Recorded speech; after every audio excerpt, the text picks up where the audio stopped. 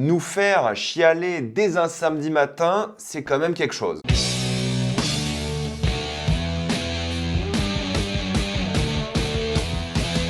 Arcane saison 2, partie 2, épisode 4 à 6. Comme d'habitude pour ce genre de vidéo, il n'y aura que des spoilers d'Arcane, donc si vous n'êtes pas à jour avec les épisodes qui sont sortis aujourd'hui d'Arcane, allez les voir et revenez après car j'ai besoin de spoiler pour faire cette vidéo. Mais avant de commencer cette vidéo, j'aimerais remercier le partenaire officiel de cette vidéo, c'est Borgos VPN et ses 38 millions d'utilisateurs et presque 5 sur 5 sur Trustpilot. Vous les connaissez, c'est le meilleur moyen de soutenir la chaîne aujourd'hui et c'est un service utile que j'utilise régulièrement. Vous le savez, hein, nous avons l'un des pires catalogues streaming et afin de doubler la taille de ce catalogue, vous pouvez utiliser un VPN. Je vais vous mettre dans la description en commentaire épinglé des liens qui vous indiquent dans quel pays est disponible le film que vous voulez regarder. C'est super simple d'utilisation. Ensuite, vous changez de pays, vous allez aux USA, au Canada, au Royaume-Uni, en Italie, en Suisse, en Belgique, pour les pays qui ont la VSTFR et même la VF. Quelques exemples sur Netflix, vous avez Kung Fu Panda 4, Bad Boys 4 et déjà Emilia Perez. Sur Prime Video, vous avez Challengers, l'un des meilleurs films de l'année. Sur Disney+, vous avez déjà le nouveau Planète des Singes,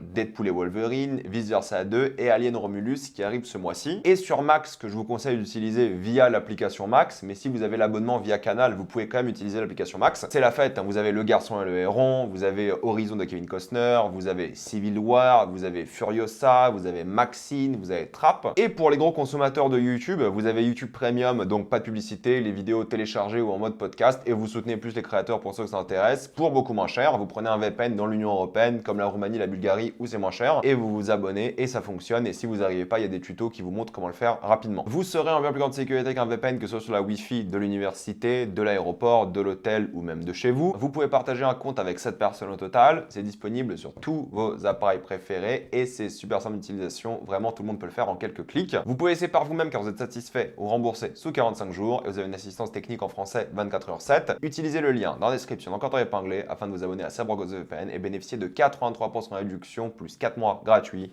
Foncez sur l'offre. Juste pour revenir sur un truc qui est beaucoup revenu la semaine dernière, c'est que je disais le nom Vi pour parler de Vi, car je regarde en VO et j'ai envie de parfois prononcer les choses en VF pour la simple et bonne raison que lorsque moi je prononce en VO, il y a plein de commentaires qui me disent ouais, tu fais le prétentieux, tu fais le mec et tout, pourquoi tu dis pas en français? Et moi je pensais qu'en français c'était Vi du coup, mais non, c'est comme en VO, c'est Vi. J'ai surcorrigé le souci et maintenant je prononcerai en VO quoi qu'il arrive, même si j'aurais l'air prétentieux, je m'en fous, c'est fini. Mais essayez quand même de regarder Arcane en VO, c'est bien mieux. Toujours forcément. Et j'ai aussi une anecdote pour vous concernant le générique que j'ai vu sur les réseaux. Contrairement à d'autres youtubeurs, moi je vous dis quand j'ai pas trouvé quelque chose par mes propres moyens. Mais grosso modo, il y a deux choses intéressantes dans le générique. C'est premièrement, il y a des frames cachés entre les différents épisodes, du 1 au 3. Le générique est différent. Voici un exemple. Et il faut aussi comprendre que chaque personnage montré dans le générique représente des tragédies connues, comme le fantôme de l'opéra, comme Macbeth. Mais certains vont forcément faire les liens. Et c'est vrai que moi j'ai pas fait attention. Je me suis dit, ok, le générique, j'ai pas analysé plus que ça. C'est pas quelque chose que j'analyse régulièrement, le générique. Peut-être je devrais m'y mettre. Il y a aussi une blague sur les réseaux qui critiquait beaucoup Imagine Dragons parce que pourquoi c'est eux qui font Arcane. Écoutez, moi je suis pas un grand fan d'Imagine Dragons, mais bon, c'est du rock un peu pop sympa qui colle bien au fait à l'ambiance d'Arcane. Arcane, c'est un peu cette série pop rock avec une ambiance ado de jeunesse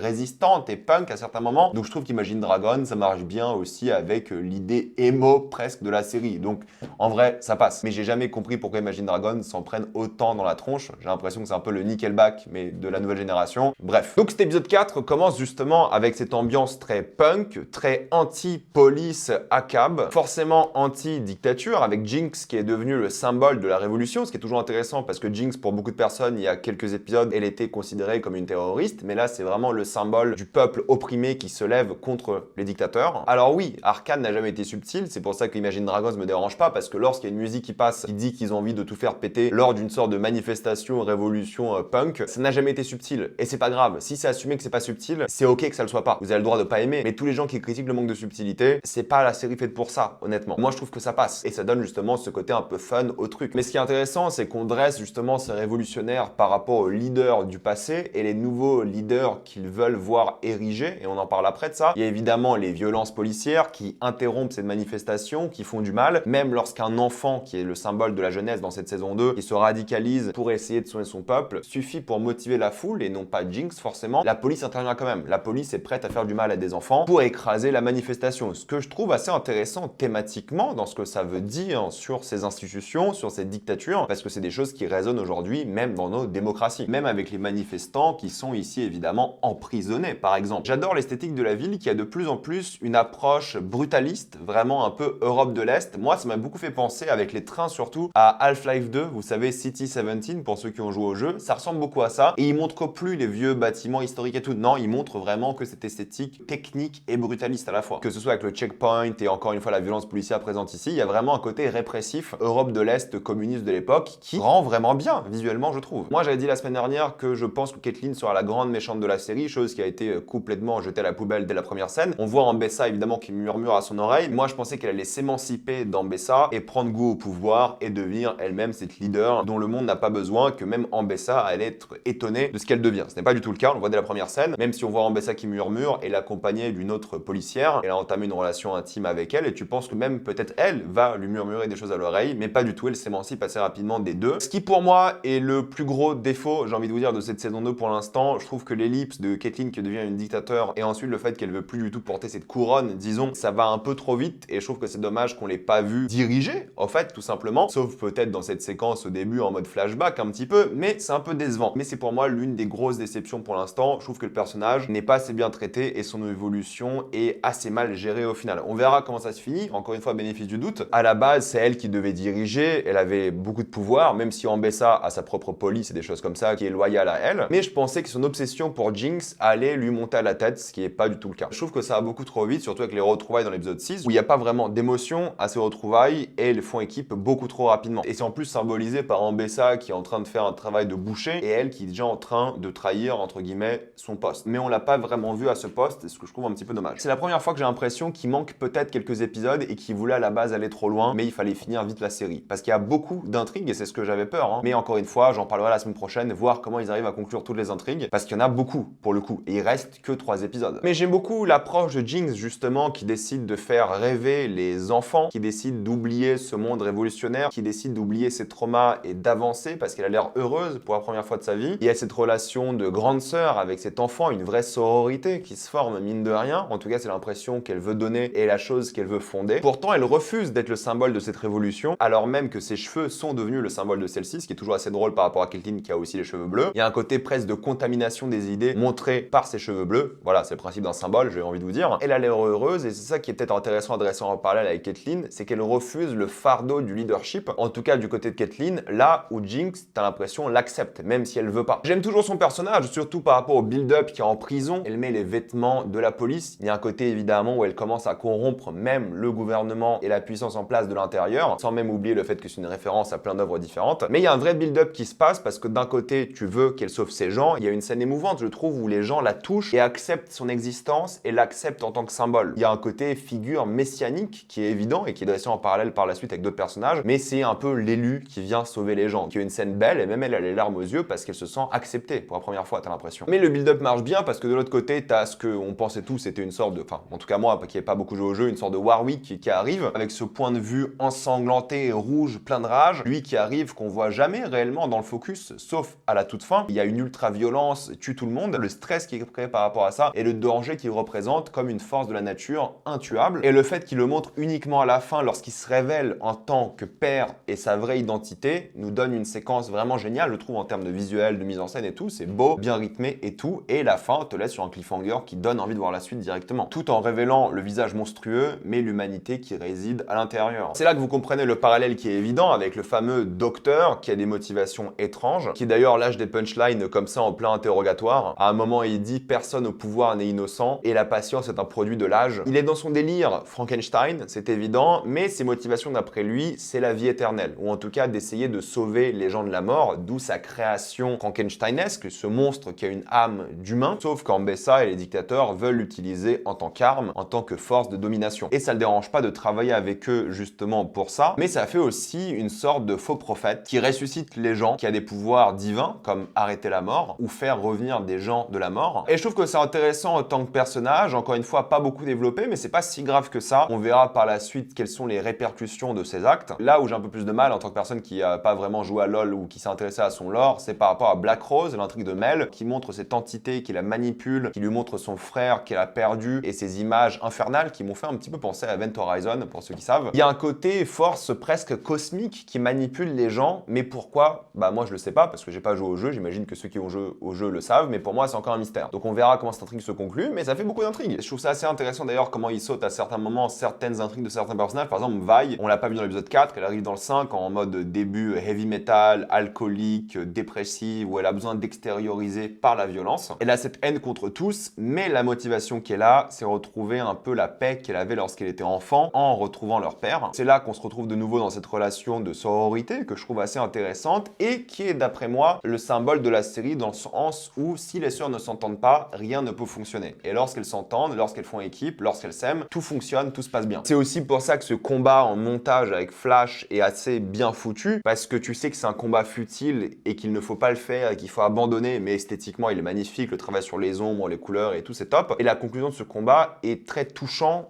beau, le câlin est mignon et triste à la fois. Tu sais que cette situation ne peut pas durer, surtout avec le flashback de leur enfance, leur naissance et tout qui est super touchant. C'est là que la figure de Victor est beaucoup mise en avant, premièrement par un conseiller qui en parle et qui montre que c'est devenu une figure messianique de une qui a propagé ses idées partout et tout le monde est au courant. Ce nouveau gourou, disons, de secte ou de religion, peu importe, a créé une nouvelle ville et rêve d'un meilleur zone. Et j'aime beaucoup l'esthétique de la ville, il y a un côté qui mélange très bien les séquences psychédéliques que tu vois au bâtiment, il y a un truc un peu Fibonacci, très rond au truc. J'aime beaucoup les détails par rapport à Vander qui réagit, t'as l'impression, à la torture de son passé par le métal qu'il entend. Et j'aime beaucoup la séquence entre les deux, lui qui veut soigner cet homme, ne veut pas l'abandonner, et la manière dont sa guérison est mise en parallèle encore une fois avec un côté psychédélique, existentiel, quand il rentre dans sa psyché visuellement, qui représente ses souvenirs et son moyen de se soigner, en guérissant ses traumatismes et en s'acceptant lui. Et ce montage est encore une fois touchant. Mais c'est là que j'ai le plus de mal, j'ai envie de vous dire, avec cette saison pour l'instant. C'est l'intrigue de Jace qui, t'as l'impression, au début, va opposer la science et la foi, mais vu l'arcane, vu cette force, entité cosmique, mystérieuse, t'as l'impression que Jace a été consommé, tu ne sais même pas si c'est lui réellement qui vit ici, tu ne sais pas si c'est juste un instrument de l'arcane, je suis désolé de le répéter, mais il y a le côté, encore une fois, psychédélique qui revient et qui détruit, t'as l'impression, l'espace-temps à la fin, mais cet espace-temps, il est quand même lié par quelque chose d'organique aussi. Il y a un truc un peu abstrait à la chose, mais leur foi est clairement enlevée à la fin. J'ai du mal à comprendre les motivations, aussi c'est juste une force de la nature. Je suis très curieux de savoir ce qui va se passer par la suite. Mais c'est l'intrigue que je trouve la moins engageante pour l'instant. Et encore une fois, je trouve que ça fait beaucoup d'intrigues. Est-ce que Jace est contaminé? Est-ce qu'il réfléchit réellement? Qu'est-ce qui se passe? Mais au moins, la fin est magnifique. Encore une fois, visuellement, avec ce vendeur qui souffre, t'as clairement compris que c'est trop tard et qu'il faut même arrêter de faire souffrir cette créature, peut-être en faisant quelque chose d'horrible comme le tuer. Et ce sacrifice de l'enfant est logique, qui arrive à cette créature par sa petite taille de une, mais c'est surtout un symbole de cette révolution. On voit que l'enfant rallie les gens à sa cause. Et là, ce sacrifice en fait une sorte de martyr un peu éternel. L'innocence bafouée, radicalisée, qui se bat contre l'oppression, qui s'est ici sacrifié pour ça. Ça a toujours parlé de ça, de cette génération qui est fatalement perdue. Donc ce passage en musique était assez génial, je trouve, assez touchant. Cet acte-là, c'était vraiment le calme avant la tempête. Il se passait pas mal de choses, peut-être même un peu trop, encore une fois. Mais bon, vu que tu as eu 3 épisodes de teasing par rapport à Vander qui revient et l'intrigue avec lui qui a l'air de s'être déjà terminée, je suis très curieux de savoir comment ils vont faire la suite. Mais on a cette impression quand même de calme avant la tempête. Ils ont joué sur l'émotion, la mélancolie du passé qui était d'après moi réussi et comment justement essayer de créer un meilleur avenir pour les autres. Même si toi, ton passé, tu l'as perdu, il t'a brisé, même émotionnellement, il t'a traumatisé, mais il faut penser aux autres et aider les autres justement. C'est ça que je trouve assez intéressant. Mais j'ai aussi trouvé ces 3 épisodes moins inspirés visuellement tout de même, il y avait moins d'idées, moins de tentatives, mais je pense qu'ils gardent toute la sauce, disons, pour les 3 épisodes qui vont arriver la semaine prochaine. Mais encore une fois, c'était très bien, disons les choses. Mettez-moi dans les commentaires ce que vous en avez pensé, avez-vous adoré ou détesté, j'ai envie d'avoir votre avis. Avant de quitter cette vidéo, pensez à utiliser le lien dans la description dans le commentaire épinglé afin de vous abonner à Cyborgos VPN et bénéficier de toutes les plateformes de streaming en toute accessibilité, sécurité, avec beaucoup plus de contenu. Tout ça pour 2,03€ par mois plus 4 mois gratuits. Foncez sur l'offre et pensez à vous abonner à la chaîne pour voir les prochaines vidéos. Mettez un j'aime, ça aide beaucoup la chaîne et suivez-moi sur tous mes réseaux pour plus de contenu exclusif. Moi je vous dis à la prochaine fois. Salut à tous.